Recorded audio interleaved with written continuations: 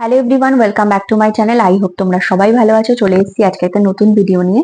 তো ফার্স্টেই বলি, এখন প্রথম প্রশ্ন সবারই একটাই কথা, ফর্ম ফিল আপ চলছে, ডাব্লিউবিসিএস পরীক্ষা ফর্ম ফিল আপ চলছে এবং শেষ হবে 16ই ডিসেম্বর। তারপর একটা এডিট উইন্ডো খোলার ব্যাপার আছে, আমরা জানি।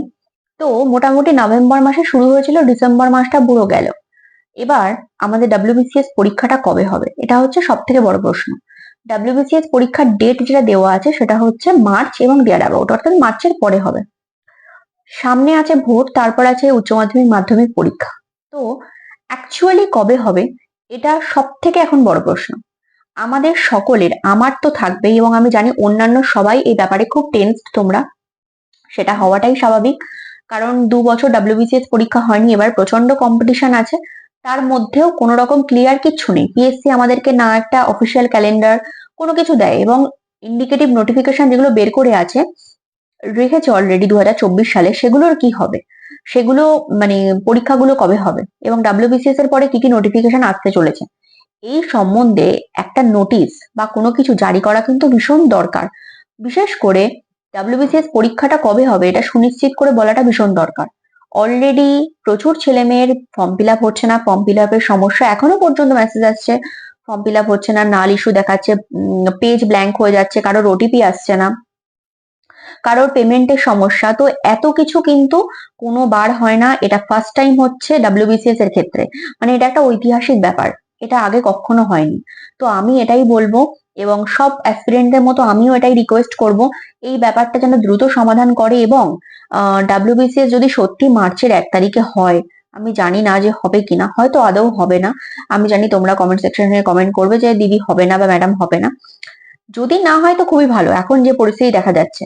কারণ তাহলে অ্যাসপিরেন্টরা পড়বে কখন, বা ছাত্রছাত্রীরা পড়বে কখন, তাদের কাছে সময়টা খুব কম। 8টা সাবজেক্ট, তার মধ্যে ইংরাজি আছে, অঙ্ক আছে, কভার করা, প্রতিদিন 1 ঘন্টা করে প্র্যাকটিস করা, পরীক্ষার ফর্ম ফিল আপের টেনশন, সেটা ঠিকঠাক হচ্ছে কিনা, এত কিছু মেনটেন করে করাটা কি সত্যি পসিবল? এটা কিন্তু অবশ্যই পিএসসির ভেবে দেখা উচিত, এবং পিএসসির কাছে আমি একান্তভাবে কামনা করব যাতে একটা অফিসিয়াল ক্যালেন্ডার প্রস্তুত করে, যাতে আমাদের যে ইন্ডিকেটিভ নোটিফিকেশন গুলো অলরেডি বেরিয়ে আছে 2024-এ, সেগুলো কবে হবে, সেগুলোর প্রস্তুতি, সেগুলোর ফর্ম ফিল আপের কবে ডেট, এবং ডাব্লিউবিসিএস পরীক্ষা কবে হবে, এই মানে দুটো তিনটে জিনিস খুব দরকার এখন এই পরিস্থিতি দাঁড়িয়ে। না হলে পড়াশোনা করাটা খুব ডিফিকাল্ট, কারণ মনোযোগ দিয়ে কেউ পড়াশোনা করতে পারছে না, চারদিকে এত মানে ছড়ানো ছেটানো অবস্থা যে ঠিকঠাক করে পড়াশোনা করতে পারছে না। দেখো, ফর্ম ফিল আপ যখন থেকে শুরু হয়েছে তখন থেকে আমরা সত্যি খুশি ছিলাম যে না, ফর্ম ফিল আপটা হচ্ছে, আমরা এটাই চাই। কিন্তু ফর্ম ফিল আপটাও তো সুষ্ঠুভাবে হচ্ছে না, তার মধ্যেও এত গন্ডগোল।